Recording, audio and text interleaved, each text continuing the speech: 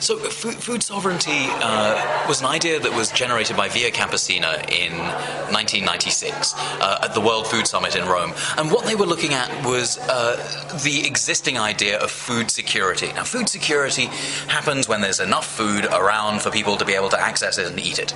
The thing about food security, though, is that you can have food security under a benevolent dictator. I mean, your dictator can provide you meals at McDonald's and a little bag of vitamins to be able to compensate your body for the nutrition McDonald's will not provide.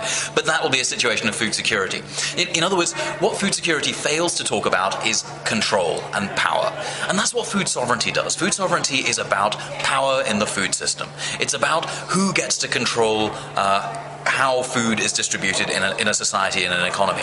And in fact, that's right there in the heart of food sovereignty. Food sovereignty is defined as nations, peoples, states, and communities' rights to be able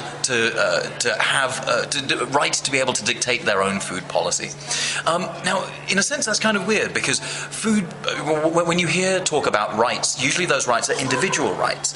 But what food sovereignty does is take that idea and mess it up. It says, look, we need an international discussion, we need a national discussion, a regional and municipal, but it also means having a discussion even at the level of the household. And I think that that's one of the really important elements of food sovereignty, is that it takes relations around power, even at the household level, and tries to make them level. That's the project of food sovereignty. And in the Via Campesina meeting in Maputo earlier on in 2008, one of the slogans around food sovereignty came out to be this, that food sovereignty is about an end to violence against women.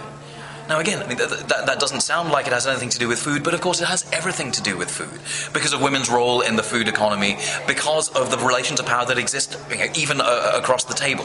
And food sovereignty aims to level those power relations from right at home all the way to at an international level, and that's the great promise of food sovereignty.